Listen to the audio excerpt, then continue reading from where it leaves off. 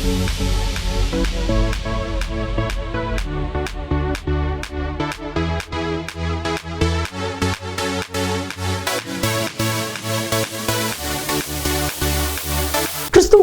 பிரியமான தெய்வ பிள்ளைகளை வெளிப்படுத்தின விசேஷம் பரலோகத்தின் சில காட்சிகள், கர்த்தராகிய இயேசு கிறிஸ்துவனுடைய வருகை, பூமியின் ராஜ்யங்களுடைய வரலாற்றினுடைய முடிவுகள், இவைகளை வெளிப்படுத்துவது தான் வெளிப்படுத்தின விசேஷம்.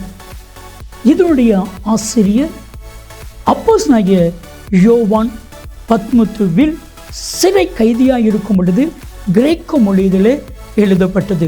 பெரும்பாலும் அடையாள மொழிகளிலே எழுதப்பட்ட இந்த புத்தகம் மதிப்பிற்குரிய டாக்டர் ரெவரண்ட் பால்ராஜ் அதிசயமணி அவர்கள் மூலமாக நமக்கு டிராஸ்டிவின் மக்களுக்கு இது போதிக்கப்படுகிறது. தெய்வ மனிதர், தெய்வனால் பரிசுத்த ஆவியானவரால் வல்லமையாய் பயன்படுத்தப்படுகிற இவர்கள் கருக்கலான சத்தியங்களையும் ஆழமான உண்மைகளையும் மறைவான மறைப்பொருட்களையும் வெளிப்படுத்தி நமக்கு சொல்லி புரியக்கூடிய நல்ல தெய்வ மனிதர். தொடர்ந்து பாருங்கள். கர்த்தர் அன்பு பால்ராஜ் அவர்களை வல்லமையாய் பயன்படுத்தி வருகிறார். இந்த வெளிப்படுத்தின விசேஷம் உங்களுக்கு மிகுந்த பிரயோஜனமாக இருக்கும். கர்த்தர் உங்களை ஆசீர்வதிப்பார். ஆண்டவருடைய பிரசன்னத்தில் மீண்டுமாக உங்களை காணும் பொழுது அதிக மகிழ்ச்சி அடைகிறேன். இந்நாளிலும் உங்கள் மத்தியில் வந்து உறவு கொள்ளவும், ஆண்டவருடைய வசனத்தை பகிர்ந்து கொள்ளவும் தருணம் கொடுத்த ஆண்டவரை துதிப்பதோடு வாய்ப்பளித்த உங்களுக்கு என்னுடைய நன்றியை நான் தெரிவித்துக் கொள்கிறேன். வெளிப்படுத்தும் விசேஷத்திலிருந்து நம் செய்திகளை படித்து தியானித்து வருகிறோம். பகுதி பகுதியாக, கோர்வையாக பல செய்திகளை நாம் பார்த்தோம். இடையிடையே முக்கியமான சில வசனங்களை விட்டோம். அவற்றையெல்லாம் வைத்து நீளமான ஆழமான செய்தி நாம் கற்றுக்கொள்ள வேண்டும் என்பதற்காக அவற்றை தவிர்த்தோம். இப்பொழுது அந்த மாதிரிப்பட்ட செய்திகளெல்லாம் எடுத்து நாம் வாசித்து தியானித்து கொண்டிருக்கிறோம். இன்றைய நாளிலே நம்முடைய செய்தியின் தலைப்பு நியாய தீர்ப்புகள் என்று சொல்லலாம். நியாய தீர்ப்பு, அதிலே அவரவருடைய கிரியைக்கு தகுதான பலன் உண்டு என்று சொல்லி வேதத்தில் வாசிக்கிறோம். நியாய தீர்ப்புகளில் 2 விதமாக பார்க்கிறோம். ஒன்று ரோமர் 14ஆம் அதிகாரத்திலே கிறிஸ்துவின் நியாயாசனம், த ஜட்ஜ்மெண்ட் சீட் ஆஃப் கிரைஸ்ட். பின்னர் வெளிப்படுத்தும் விசேஷம் 20ஆம் அதிகாரத்தில் பெரிய வெள்ளை சிங்காசன நியாய தீர்ப்பு. இப்படி 2 விதமாக நாம் பார்க்கிறோம். நியாய தீர்ப்புகள் என்று வேதத்தில் பார்க்கும் பொழுது 3 விதமாக அதை குறித்து நாம் சொல்லலாம். அதை குறித்து நாம் பார்ப்பதற்கு முன்பு, ஏர்போர்ட்டுக்கு போகிறீர்கள், வெளிநாட்டுக்கு போவதற்காக, சிங்கப்பூருக்கு போவதற்காக போகிறீர்கள். உங்கள் கையில் 4 டாக்குமெண்ட்ஸ் இருக்கின்றன. உங்களுடைய பாஸ்போர்ட் இருக்கிறது, நீங்கள் பெற்ற டிக்கெட் இருக்கிறது, உங்களுக்கு கொடுக்கப்பட்ட விசா இருக்கிறது, அதற்கு பிறகு ஏர்போர்ட்டில் உங்களுக்கு கொடுக்கப்படும் போர்டிங் பாஸ் இருக்கிறது. இந்த 4ம் உங்கள் கைகளில் இருக்கின்றன. அவற்றை வைத்து நீங்கள் விமானத்தில் ஏறுவதற்காக புறப்பட்டு செல்கிறீர்கள். அந்த டிக்கெட் கவுண்டரிலிருந்து நீங்கள் புறப்பட்டு செல்லும் பொழுது இந்த 4 டாக்குமெண்ட்ஸும் கையில் வைத்திருக்கிறீர்கள். கையிலே வைத்து முதலாவதாக உங்களை அவர்கள் ஸ்கேன் பண்ணுகிறார்கள். அதற்கு பிறகு உங்களுடைய பொருட்கள் எல்லாவற்றையும் அவர்கள் ஸ்கேன் பண்ணுகிறார்கள், பரிசோதிக்கிறார்கள். அதற்கு பிறகு உங்களுக்கு இமிக்ரேஷன் இருக்கிறது, சுங்கச்சாவடி என்று சொல்வார்களே, அதுபோல் நீளமான ஒரு ஆஃபீஸ். அதில் ஒவ்வொருவருடைய டாக்குமெண்ட்ஸையும் பரிசோதிக்கிறார்கள். என்னென்ன பார்க்கிறார்கள் அவர்கள்? பாஸ்போர்ட் பார்க்கிறார்கள், டிக்கெட் பார்க்கிறார்கள், விசா பார்க்கிறார்கள், அது மட்டுமல்ல போர்டிங் பாஸும் பார்க்கிறார்கள். இந்த 4ம் அவசியமா? நிச்சயமாக அவசியம். இந்த 4ம் போதுமா? போதவே போதாது. ஏனென்றால் இமிக்ரேஷன் இருக்கிறதே, சுங்கச்சாவடி இருக்கிறதே, உங்கள் பேரில் ஏதாவது பெண்டிங் கேசஸ் இருக்கிறதா, ஏதாவது தகராறில் நீங்கள் இருக்கிறீர்களா, போலீஸ் கேஸ் உங்களுக்கு எதிராக இருக்கிறதா, அல்லது திரும்ப உங்களுக்கு கோர்ட்டுக்கு போக வேண்டிய சூழ்நிலை இருக்கிறதா, எல்லாவற்றையும் கம்ப்யூட்டர் காட்டும். உங்களுக்கு தகுதி இல்லை என்றால் உங்களுக்கு 4 டாக்குமெண்ட்ஸ் இருந்தும் உங்களை விட மாட்டார்கள் பிளேனுக்குள்ளே ஏறுவதற்கு. ஆனால் எல்லாம் உங்களை பற்றி ட்ராக் ரெக்கார்ட், எல்லா காரியங்களும் சரியாக இருக்கிறது என்றால் அனுமதிப்பார்கள். அதுபோல் உங்களுடைய வாழ்க்கையிலே நீங்கள் ஞானஸ்நானம் பெற்றிருக்கலாம், ரட்சிப்பை பெற்றிருக்கலாம், அதுபோக நீங்கள் ஒரு சபையிலே அங்கத்தினராக நீங்கள் இருக்கலாம், என்னென்ன சான்றிதழ்கள் வேண்டுமோ எல்லாவற்றையும் நீங்கள் வைத்திருக்கலாம். ஆனால் இருப்பினும் இமிக்ரேஷன், இருப்பினும் நியாயத்தீர்ப்பு. அந்த நியாயத்தீர்ப்பை கடந்து தான் நீங்கள் செல்ல வேண்டும். எதையெல்லாம் ஆண்டவர் நியாயந்திருப்பார்? பல காரியங்களை ஆண்டவர் நியாயந்திருப்பார். கிரியைகளை நியாயந்திருப்பார். வெளிப்படுத்தின விசேஷம் 20, நீங்கள் பேசக்கூடிய பேச்சுக்களை, சொற்களை நியாயந்திருப்பார். மத்தேயு 12, உங்களுடைய சிந்தனைகளை, யோசனைகளை ஆண்டவர் நியாயந்திருப்பார். 1 கொரிந்தியர் 4ஆம் அதிகாரம். அது மட்டுமல்ல, உங்களுடைய அந்தரங்கங்களை நியாயந்திருப்பார்.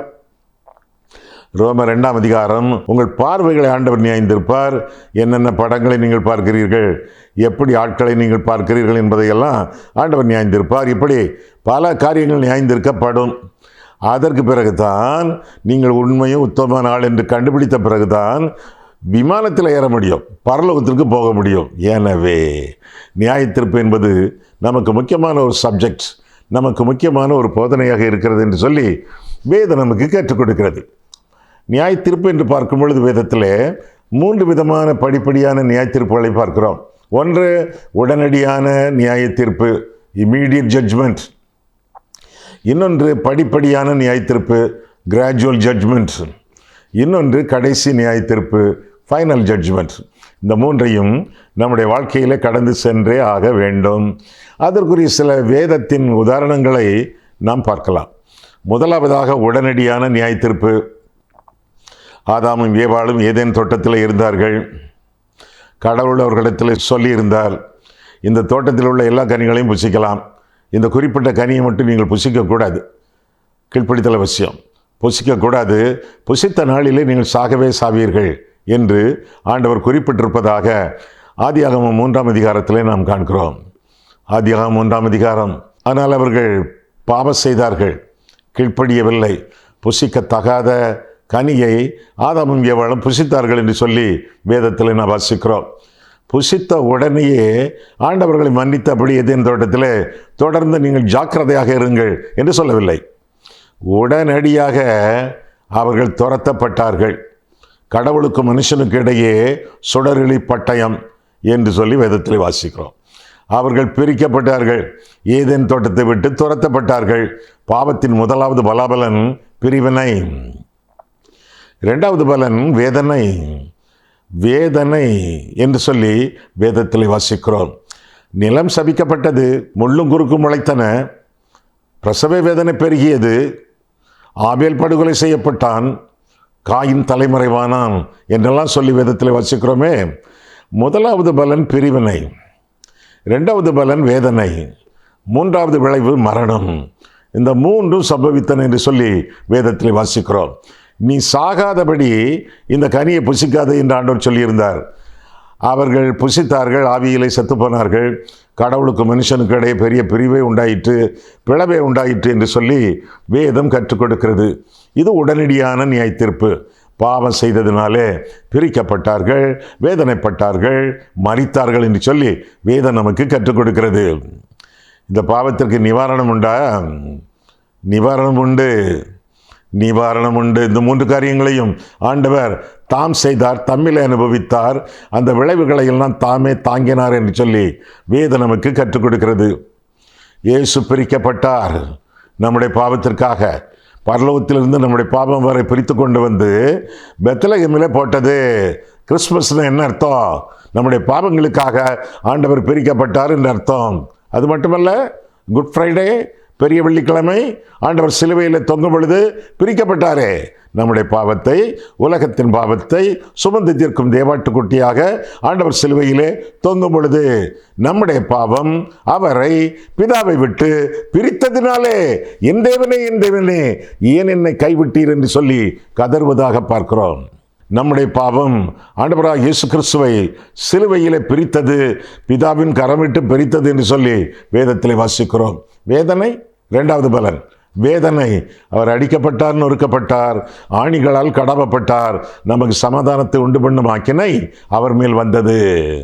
நொய்ய உழுத நிலம் போல அவருடைய உடல் மாறியது. ஆண்டவர் வேதனைப்பட்டார், நமக்கு சமாதானத்தை உண்டு பண்ணும் ஆக்கினை அவர் மேல் வந்தது. வேதனைப்பட்டார். 3வது மரணம். பாவத்தின் 3வது பலாபலன் மரணம். இயேசு கிறிஸ்து மரித்தார், நம் ஒவ்வொருவருக்காக மரணத்தை ருசி பார்த்தார். நம்முடைய ஆத்துமாக்களை மரணத்திலிருந்து ரட்சிக்க அவர் தம்முடைய ஆத்துமாவை மரணத்தில் ஊற்றினார். இயேசு கிறிஸ்து ஜீவனை விட்டார் என்று சொல்லி வேதத்தில் வாசிக்கிறோம். நமக்காக அவர் பிரிக்கப்பட்டதினாலே, நமக்காக அவர் வேதனைப்பட்டதினாலே, நமக்காக அவர் மரித்து அடக்கம் பண்ணப்பட்டு பாதாளம் சென்றதினாலே, நம்மோடு வாழ்வதற்காக 3ஆம் நாளிலே உயிரோடு எழும்பினதினாலே நமக்கு பிரிவினை இல்லை, நமக்கு வேதனை இல்லை, நமக்கு மரண பயமோ நரக பயமோ இல்லை. ஏனென்றால் கர்த்தர் நமக்காக யாவையும் செய்து முடித்தார். உடனடியான நியாயத்தீர்ப்புக்கு கூட உன்னதம் நமக்காக பதில் சொல்லுகிறது. ஆண்டவராக இயேசு கிறிஸ்து நமக்காக எல்லாவற்றையும் செய்து பாவங்களிலிருந்து நம்மை மீட்கத்தக்கதாக தம்மைத்தாமே ஆண்டவர் ஒப்பு கொடுத்தார் என்று சொல்லி வேதத்தில் வாசிக்கிறோம். உடனடியான நியாயத்தீர்ப்பு. மோசேயின் நாட்களிலே இஸ்ரவேல் ஜனங்கள் கர்த்தரை காணவில்லை அல்லது மோசேயை காணவில்லை, மலைக்கு போனானே என்ன ஆயிற்று என்று கருதி தங்களுக்கென்று ஒரு பொன்னால் செய்த கன்றுக்குட்டியை செய்து கொண்டார்கள். விக்கிரக ஆராதனை காரணமாக இருந்தவன் அண்ணன் ஆரோன். விக்கிரக ஆராதனை ஆண்டவருக்கு கோபம், அதைத் தொடர்ந்து மோசேக்கு கோபம். கன்றுக்குட்டி உடைக்கப்பட்டது, தண்ணீரிலே கரைக்கப்பட்டது, குடிங்க என்று சொல்லி கட்டளை பிறப்பிக்கப்பட்டது. பரிதாபம். உடனடியான நியாயத்தீர்ப்பு. செய்த பாவத்திற்கு ஆண்டவர் உடனடியாக அவர்களை நியாயந்தீர்த்தார் என்று சொல்லி வேதத்தில் வாசிக்கிறோம். 3000 பேர் செத்து போனார்களே அந்த பாவத்தினாலே. பாவத்தின் சம்பளம் மரணமாயிற்றே. உடனடியாக சடிதி நியாயத்தீர்ப்பு வழங்கப்பட்டது என்று சொல்லி வேதத்தில் வாசிக்கிறோம். ஐயா, இப்படி புதிய ஏற்பாட்டில் ஏதாவது உண்டா? அப்போஸ்தலர் 5ஆம் அதிகாரம். அனனியா சப்பீராள் அவர்கள் விஷயம் உங்களுக்கு தெரியுமே. வஞ்சித்தார்கள் தேவனை, ஊழியக்காரனை பண விஷயத்தில் வஞ்சித்தார்கள். வஞ்சித்த பொழுது அனனியா உடனடியாக விழுந்து செத்தான். கொஞ்ச நேரம் கழித்து அவனுடைய மனைவி சப்பீராள் வந்தாள். அவளும் அதே பொய் சொன்னாள், வஞ்சகியாக மாறினாள். உடனடியாக காலிலே விழுந்து செத்தாள் என்று சொல்லி வேதத்தில் வாசிக்கிறோம். உடனடி நியாயத்தீர்ப்பு. பாவத்திற்கு எச்சரிக்கையாயிருங்கள். பாவத்தை பால் போல பருகாதிருங்கள். பாவத்திற்கு தண்டனை உண்டு. பாவம் ஒரு பாம்பு போல, பாம்போடு பழகல் என்பது பழமொழி. பாவத்திற்கு விலகி நீதியோடு வாழ வேண்டியது நம்முடைய கடமை என்று சொல்லி வேதம் நமக்கு தெளிவாக கற்றுக் கொடுக்கிறது. உடனடியான நியாயத்தீர்ப்புகள் ஆண்டவர் பார்த்து கொண்டே இருக்கிறார். பாவத்தில் அவர்கள் தொடர்ந்து இருக்கும் பொழுது உடனடியான நியாயத்தீர்ப்புகளை ஆண்டவர் கொடுக்கிறார். ஆக்சிடென்டில் போடுகிறார், ஆஸ்பத்திரியில் வைக்கிறார். சடிதியாக மரணங்கள் நிகழ்கின்றன என்று சொல்லி நாம் வாழ்க்கையில் அறிந்திருக்கிறோம். ஆக முதலாவதாக உடனடியான நியாயத்தீர்ப்பு. அந்த நியாயத்தீர்ப்புக்கெல்லாம் பரிகாரம் உண்டா? உண்டு. அந்த பரிகாரம் ஒரே பரிகாரம், ஆண்டவராகிய இயேசு கிறிஸ்து. உடனடியான நியாயத்தீர்ப்பு. இரண்டாவதாக படிப்படியான நியாயத்தீர்ப்பு. படிப்படியான நியாயத்தீர்ப்பு. ஒருவேளை செய்யக்கூடிய பாவங்களுக்கு உடனடியான நியாயத்தீர்ப்பு இல்லை, ஆனால் விட்டு பிடிக்கிறார் ஆண்டவர். விட்டு பிடிக்கிறார் ஆண்டவர். நீளமான ரோப், நீளமான கயிறு, எந்த மட்டும் இவன் போவான் என்று சொல்லி ஆண்டவர் விட்டு பிடிக்கிறார். ஆனால் சீக்கிரத்திலே சடிதியிலே அவர்களுக்கு தண்டனை உண்டு என்று சொல்லி வேதத்தில் வாசிக்கிறோம்.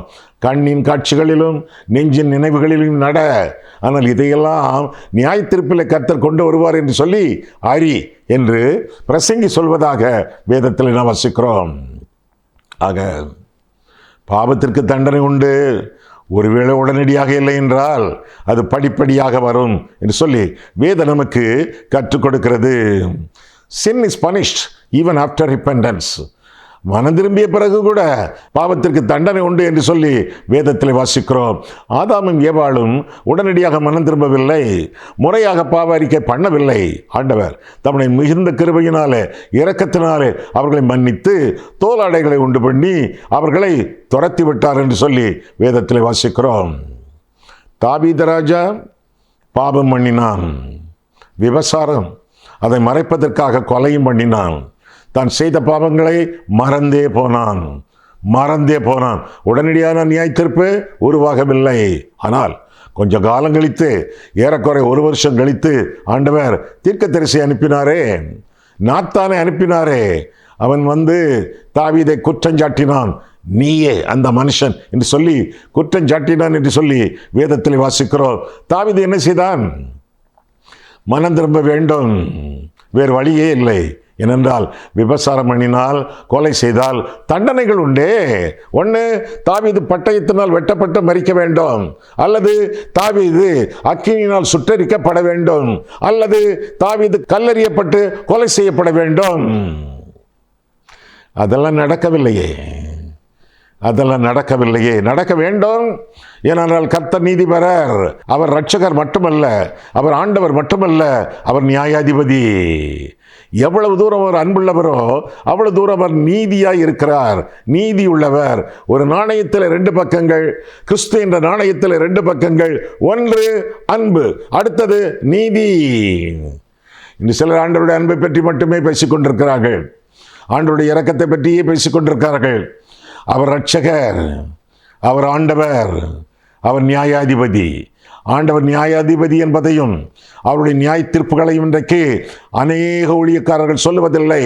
அவர் அன்புள்ளவர், உன்னை ஆதரிப்பார், உனக்கு அற்புதம் செய்வார், இப்படியே மந்திரத்தில் மாங்காய் காய்ப்பது போல ஊழியங்களை செய்து கொண்டிருக்கிறார்கள், உபதேசங்களை பண்ணி கொண்டிருக்கிறார்கள். அவர் நியாயாதிபதி.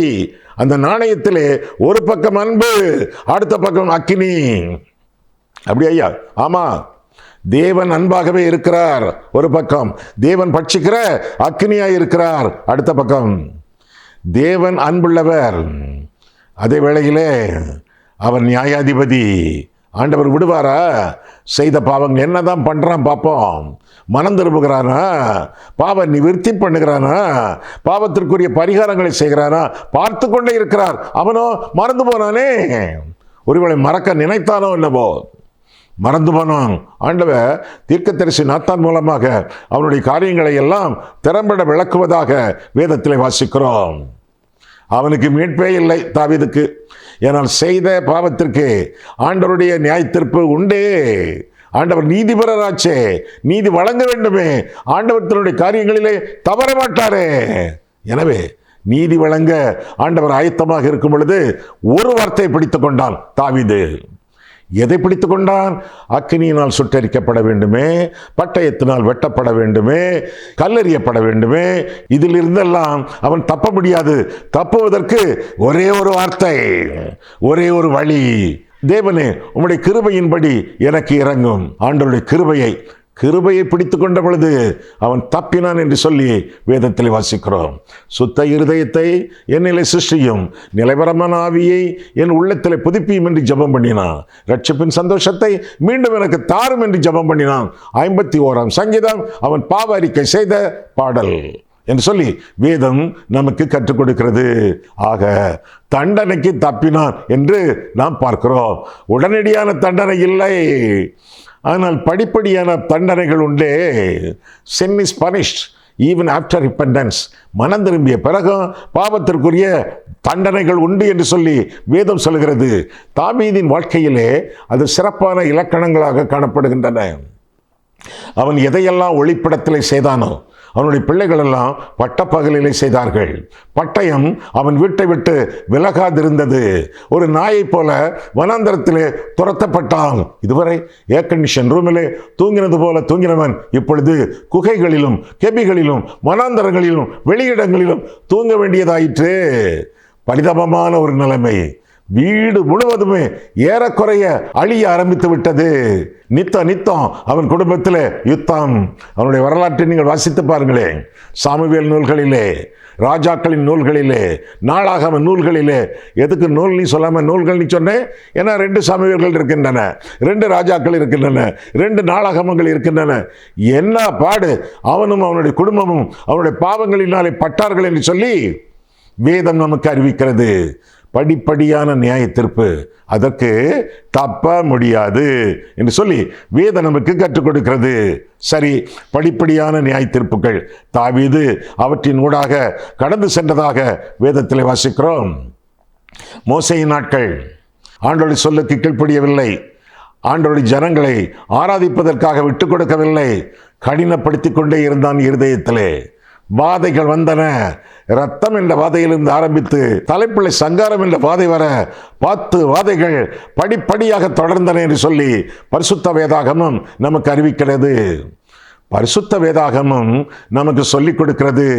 பாவங்கள் பண்ணும் பொழுது மனம் திரும்பி விடுங்கள், ஆண்டவரிடத்தில் மண்டியிடுங்கள், கர்த்தரை நோக்கி மன்றாடுங்கள்.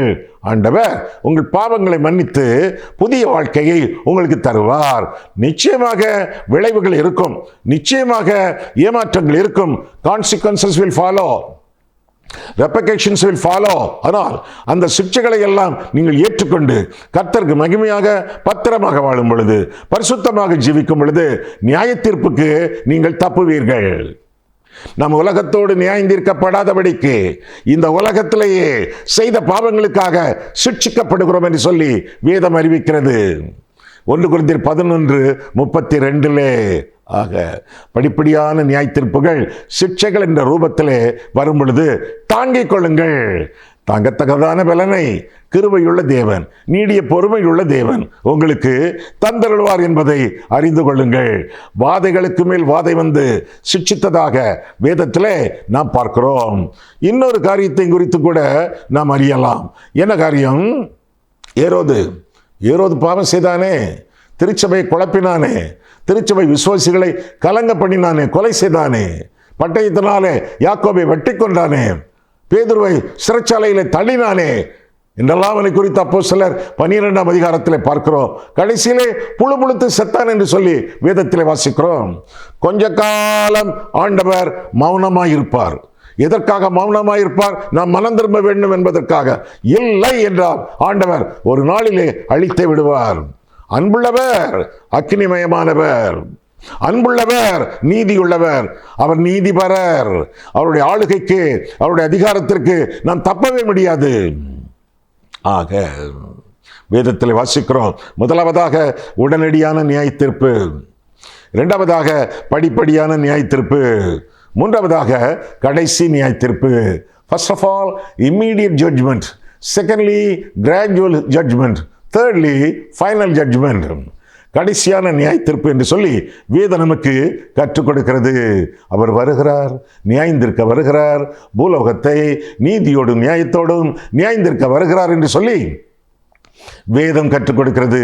அடுத்து சொன்னார், இதோ நான் சீக்கிரமாய் வருகிறேன்.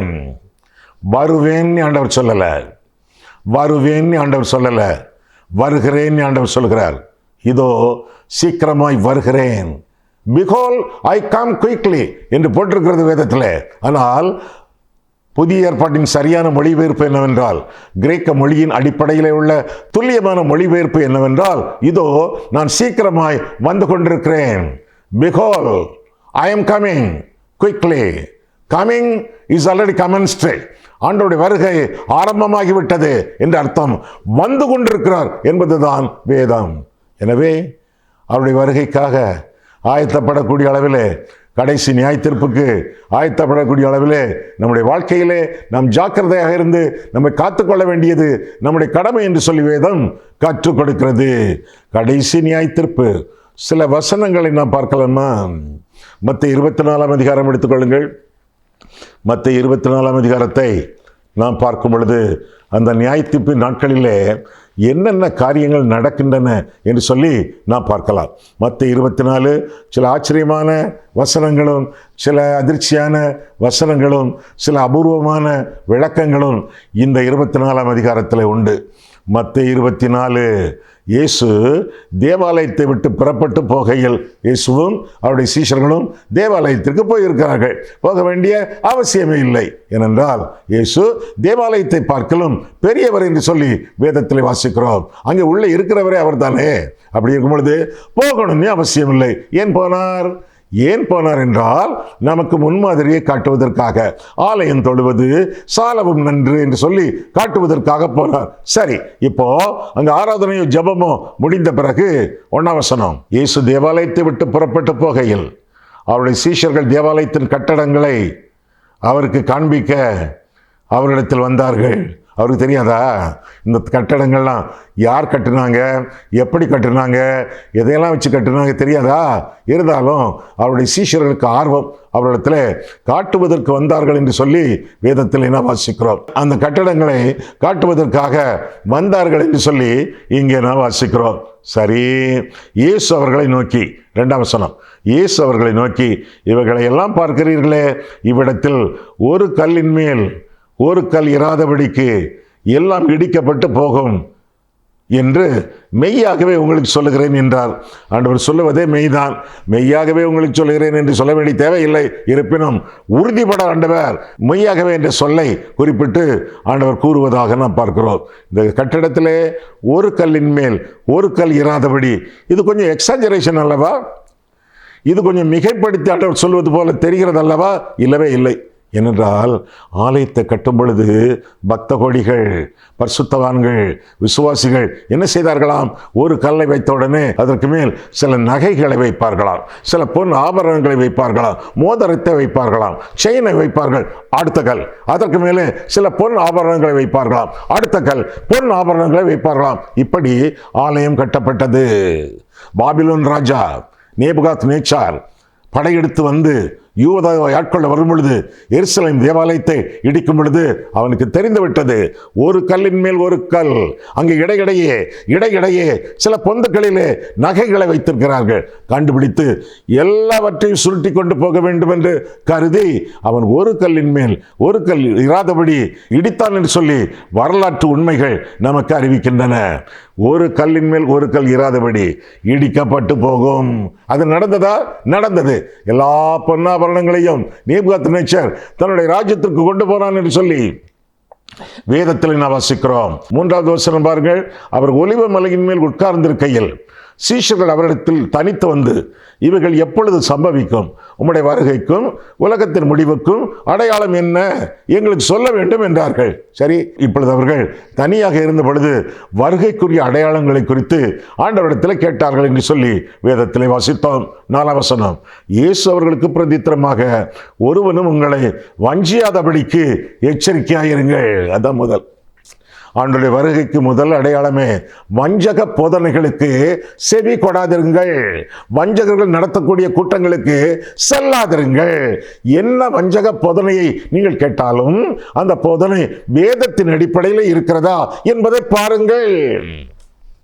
நானும் கேட்டுக்கொண்டே இருக்கிறேன். என் வாழ்க்கையிலே நிச்சயமாக போதிக்கக்கூடிய போதகர்கள் அநேகரை பார்த்து அவருடைய செய்திகளை கேட்கும் பொழுது ஏராளமான வஞ்சிக்கும் போதனைகள், ஏராளமான குழப்பும் போதனைகள், ஏராளமான வேதத்திற்கும் போதனைகளுக்கும் சம்பந்தம் இல்லாத போதனைகள், வஞ்சக போதனைகளுக்கு எச்சரிக்கையாயிருங்கள். ஆண்டவரே, ஒவ்வொரு போதனையும் கேட்கும் பொழுது அதெல்லாம் வேதத்தில் இருக்கிறதா என்று பார்க்க வேண்டும். ஐயா, அவ்வளவு வேத அறிவு எங்ககிட்ட இல்லையா அப்படின்னா, சரியான போதகர்கள், வேதத்தை அறிந்தவர்கள், வேதத்தின் வாயிலாக போதிக்கிறவர்கள், வேதத்தின் வாயிலாக ஆத்துமாதாயம் பண்ணுகிறவர்கள், திருச்சபை கட்டி எழுப்புகிறவர்கள், அவர்களிடத்தில் போய் நீங்கள் கேளுங்கள். ஐயா, இப்படி ஒரு போதனை கேட்கிறோமே, இதற்கு வேதத்திலே ஆதாரம் உண்டா? கேளுங்கள். கேட்டு தீர்வரை அந்த வஞ்சக போதனையை நீங்கள் ஃபாலோ பண்ண வேண்டாம், நீங்கள் பின்பற்ற வேண்டாம். முதல் எச்சரிக்கை, ஆண்டவருடைய வருகைக்கு முதல் எச்சரிக்கை வஞ்சக போதனை. ஏராளமான வஞ்சக போதனைகள் இந்நாட்களில் உண்டு. அதுவும் டிவியிலே, அதுவும் யூடியூப்பிலே ஏராளமான வஞ்சக போதனைகள். எச்சரிக்கையாயிருங்கள். வருகையின் முதல் அடையாளம் அது. தொடர்ந்து 5ஆம் வசனம். ஏனெனில் அநேகர் வந்து என் நாமத்தை தரித்து கொண்டு நானே கிறிஸ்து என்று சொல்லி அநேகரை வஞ்சிப்பார்கள். நான் தான் கிறிஸ்து ஏற்கனவே சொல்லியிருக்கிறார்கள் சிலர். அந்த யார் யார் எப்படி சொன்னார்கள் என்று அவர்களுடைய பெயர்களை நான் குறிப்பிட விரும்பவில்லை. அடுத்த வசனம். யுத்தங்களின் செய்திகளையும் கேள்விப்படுவீர்கள். அன்றாடம் கேள்விப்படக்கூடிய ஒரு காரியமாக ஆகிவிட்டது. உலகத்தின் ஏதாவது ஒரு மூலையிலே அப்பப்போ சண்டை நடந்து கொண்டே இருக்கிறது. கலங்காதபடி எச்சரிக்கையாயிருங்கள். இவைகள் எல்லாம் சம்பவிக்க வேண்டியதை, ஆனாலும் முடிவு உடனே வராது என்று சொல்லி பார்க்கிறோம். எங்கெங்கே என்னென்ன விதமாக யுத்தங்கள் நடந்தாலும் முடிவு உடனே வராது. அடுத்த வசனம் 7. ஜனத்துக்கு விரோதமாக ஜனமும் ராஜ்யத்துக்கு விரோதமாக ராஜ்யமும் எழும்பும். பஞ்சங்களும் கொள்ளை நோய்களும் பூமி எதிர்ச்சிகளும் பல இடங்களில் உண்டாகும். நடக்குதே, இப்பவுமே ஆரம்பிச்சாச்சு. ஏன் ஆரம்பிச்சாச்சு? ஆண்டவருடைய வருகை ஆரம்பமாகி விட்டதே. வருவேன்னு சொல்லல, ஐ ஆம் கமிங் என்று ஆண்டவர் சொல்கிறார். இதோ வந்து கொண்டிருக்கிறேன் என்று ஆண்டவர் சொல்கிறார். வருகை ஆரம்பித்து விட்டது. எனவே வஞ்சகமான போதனைகளும் ஆரம்பமாகிவிட்டன. இவைகளெல்லாம் வேதனைகளுக்கு ஆரம்பம், வளர்ச்சி அல்ல, முடிவு அல்ல. இன்னும் நிறைய இருக்கிறது. 9ஆம் வசனம், அப்பொழுது உங்களை உபத்திரவங்களுக்கு ஒப்புக் கொடுத்து உங்களை கொலை செய்வார்கள். என் நாமத்து நிமித்தம் நீங்கள் சகல ஜனங்களாலும் பகைக்கப்படுவீர்கள். அப்பொழுது அநேகர் இடறல் அடைந்து ஒருவரை ஒருவர் காட்டிக் கொடுத்து ஒருவரை ஒருவர் பகைப்பார்கள். 11, அநேகம் கள்ளத்திற்கு தரிசிகளும் எழும்பி அநேகரை வஞ்சிப்பார்கள். இந்த அதிகாரத்தில் அநேக வஞ்சகங்கள் காணப்படுகின்றன. நீளமான அதிகாரம். நீங்கள் தனியாக வாசித்துக் கொள்கிறீர்களா? இன்னும் அநேக வஞ்சக போதனைகள், இன்னும் அநேக வஞ்சக மாதிரிகள், இன்னும் அநேக வஞ்சக ஊழியக்காரர்கள், இதையெல்லாம் பாருங்கள்.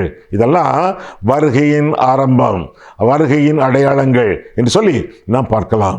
எனவே ஜாக்கிரதையாக கிறிஸ்தவ வாழ்க்கை வாழ்ந்து ஆண்டவருக்கு மகிமையாக வளர வேண்டியது நம்முடைய கடமை என்று சொல்லி வேதம் நமக்கு தெளிவாக கற்றுக் கொடுக்கிறது. வருகைக்கு ஆயத்தப்படுங்கள், பரிசுத்தத்திலே ஆயத்தப்படுங்கள். ஏனென்றால் பரிசுத்தமின்றி ஒருவரும் தேவனை தரிசிப்பதில்லை என்று சொல்லி வேதம் நமக்கு கற்றுக் கொடுக்கிறது. ஆக மத்தேயு 24 படிப்பதோடு யோவேல் 2ஆம் அதிகாரத்தையும் படித்துக் கொள்ளுங்கள். ஆதாரங்கள், வருகையின் ஆதாரங்கள். அது மட்டுமல்ல, வஞ்சகமான நிகழ்ச்சிகள் எல்லாம் சொல்லப்பட்டிருக்கின்றன. இந்த நிகழ்ச்சிகள் ஏற்கனவே நம்முடைய வாழ்க்கைகளிலே ஆரம்பமாகிவிட்டது. ஒவ்வொன்றையும் பார்த்து ஒவ்வொன்றிற்கும் எச்சரிக்கையாயிருங்கள். அவரை அண்டிக் கொள்ளுகிறவர்கள் பாக்கியவான்கள். எனவே கர்த்தரை அண்டிக் கொண்டு அவரையே சார்ந்து நீங்கள் வாழுங்கள். ஏனென்றால் ஆண்டவராகிய இயேசு கிறிஸ்து நமக்காக நியாயந்தீர்க்கப்பட்டவர். எப்படி? நம்முடைய பாவங்களுக்காக நாம் மரிக்க வேண்டும். நம்முடைய பாவங்களுக்காக ஆண்டவர் நம்முடைய இடத்திலே, நம்முடைய சார்பிலே, சிலுவையிலே மரித்தார். நியாய தீர்ப்புக்கு நாம் தப்புகிறோம். செய்ய வேண்டியது என்ன? நம்முடைய பாவங்களில் இருந்து மனம் திரும்பி அவர் பெற்ற நியாய தீர்ப்பை விசுவாசித்து அவர் சொந்த ரட்சகராக அவர் ஏற்றுக்கொண்டு அவருக்கு முன்பாக பரிசுத்த அலங்காரத்தோடு வாழ வேண்டியது நம்முடைய கடமையாகும். கண்களை மூடுவோம், கர்த்தரை பார்ப்போம். அன்புள்ள ஆண்டவரே, உம்முடைய வசனங்களை ஆராயவும் எங்கள் வாழ்க்கையை ஆராயவும் உம்முடைய சந்நிதியிலே எங்களை வழிநடத்தினீர். அதற்காக நன்றி செலுத்துகிறோம் சுவாமி. உடனடியான நியாய தீர்ப்புக்கும் படிப்படியான நியாய தீர்ப்புக்கும் கடைசி நாளின் நியாய தீர்ப்புக்கும் நாங்கள் தப்பி வாழத்தக்கதாக கர்த்தரை அண்டிக் கொண்டு அவரை சார்ந்து அவரை இரட்சகராக ஆண்டவராக நியாயாதிபதியாக ஏற்றுக்கொண்டு ஆண்டவருக்கு மகிமையான வாழ்க்கை வாழ எங்களுக்கு உதவி செய்யும். இயேசு கிறிஸ்துவின் நாமத்தில் ஜெபிக்கிறோம் பிதாவே, ஆமென்.